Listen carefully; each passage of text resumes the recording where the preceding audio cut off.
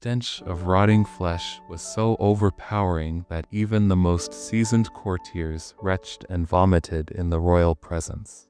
In a final grotesque indignity, dogs were found licking the putrid fluids that had leaked from the coffin of King Henry VIII.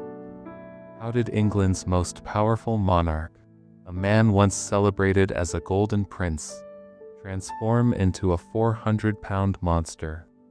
Newly analyzed records from the king's own physicians and a forensic examination of his remains reveal a shocking medical history that Tudor historians tried to bury for centuries. The man who executed two of his wives and forever changed a nation's religion died in a manner so horrifying that his own government orchestrated a massive cover-up that lasted 450 years. This terrifying decline all began with a single, catastrophic jousting accident that would cause him to rot slowly from the inside out. The accident that changed everything. Picture the scene. January 24th, 1536, at Greenwich Palace. A 44-year-old King Henry VIII, still a formidable figure, thunders down the tiltyard atop his massive warhorse.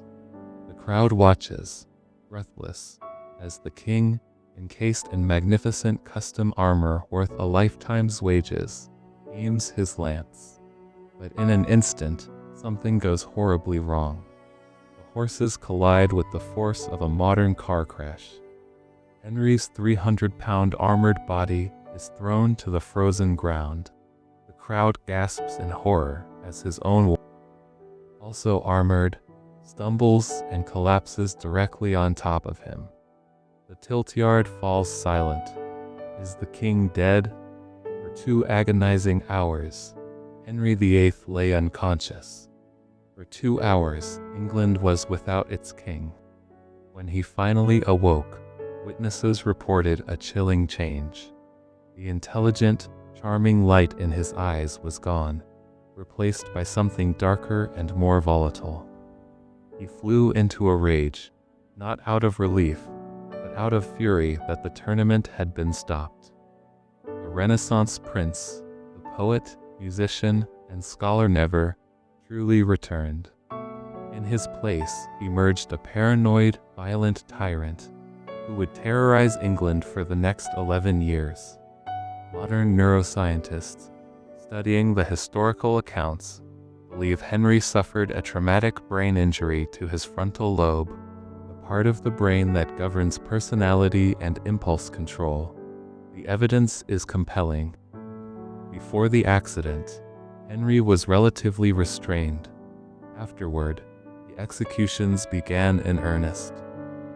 His wife, Anne Boleyn, lost her head just 4 months later, followed by his most trusted advisor, Thomas Cromwell, a body in decay. The brain injury was only the beginning of Henry's medical nightmare.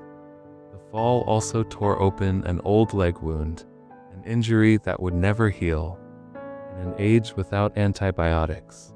This open wound was a slow, agonizing death sentence.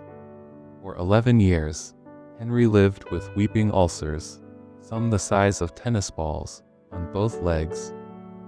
The pain was so intense that the mere touch of silk bedsheets could make him scream.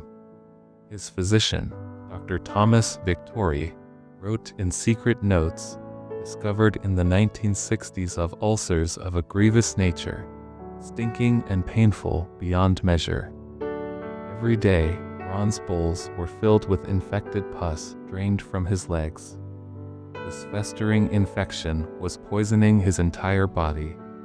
Modern analysis suggests he developed chronic osteomyelitis, severe bone infection that constantly released bacteria and toxins into his bloodstream. This led to a cascade of horrifying symptoms: excruciating pain, constant throbbing agony in his legs for over a decade, fevers and chills.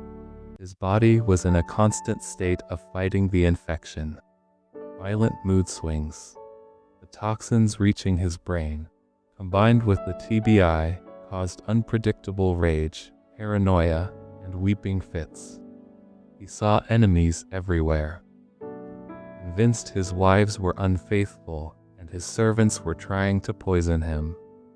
By 1542, the ulcers worsened dramatically. The discharge turned from yellow-white to a sickly green and then brown, and the smell became the undeniable stench of death. The bloated tyrant, unable to exercise, Henry's weight exploded. He ballooned to well over 350 pounds, with some estimates placing him closer to 400. Armor preserved in the Tower of London reveals his waist grew to an astonishing 54 inches wider than many modern refrigerators. The palace itself had to be modified to accommodate him. Doorways were widened, floors were reinforced, and special chairs were built. A system of pulleys was needed just to lift him from his bed. Mentally, he deteriorated into madness. He held conversations with ghosts, arguing with his dead father and calling out for his long-dead mother. In one chilling account, the French ambassador described Henry suddenly screaming at an empty chair, ordering the ghost of Anne Boleyn to stop laughing at him. His paranoia became extreme. He inspected his own pus-soaked bandages, sniffing them for poison. He forced servants to apply his ointments to their own skin first, to ensure they weren't tainted. By Christmas 1546, he was a grotesque figure, propped up on his throne, his face swollen with fluid, and his blue eyes turned a yellowish, bloodshot color. The stench of decay followed him everywhere, forcing courtiers to hold perfumed pomanders to their noses just to approach him. The final horrifying days in January 1547, Henry entered his final decline. The gangrene set in, turning the flesh around his ulcers black. His organs began to fail. His liver and kidneys shut down. His skin turned a jaundiced yellow, and his tongue swelled so badly he could only make gargling sounds. It took 6 strong men to turn his massive, sore-covered body in bed. On January 27th, a massive stroke paralyzed the right side of his face. Yet even then, he tried to use his one good hand to sign a death warrant for the Duke of Norfolk. His signature was an illegible scrawl, and only Henry's death the next day saved the Duke's life. The official records claim Henry VIII died peacefully, but Archbishop Cranmer's private diary, discovered centuries later, tells the true story. Summoned to give last rites, Cranmer found the king in the throes of violent seizures, so powerful they cracked the reinforced bed frame. Between convulsions, he vomited black bile from internal hemorrhaging and screamed at visions of fire and demons. At 2:07 a.m.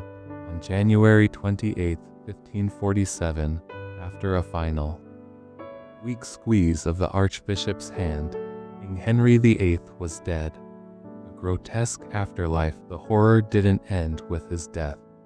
His corpse, ravaged by infection, began decomposing at a shocking rate. The body swelled with gases, bloating to an even more monstrous size.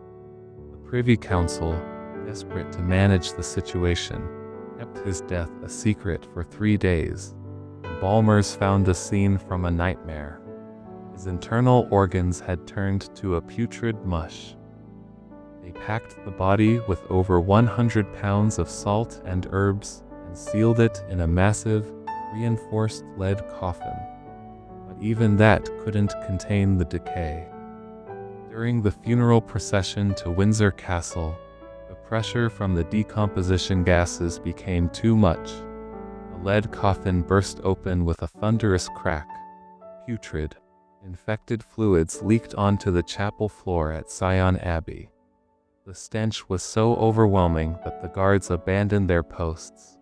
The next morning, a worker made a gruesome discovery.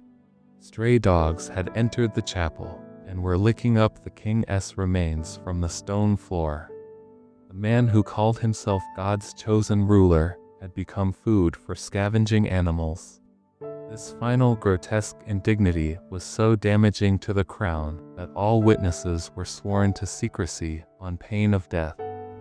The Golden Prince had ended his life as a rotting, screaming, 400-pound mass of decay, whose corpse exploded and was licked up by dogs.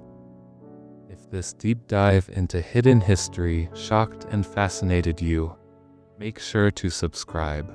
Hit that notification bell, because our next investigation uncovers a conspiracy that will change everything you thought you knew. You won't want to miss it.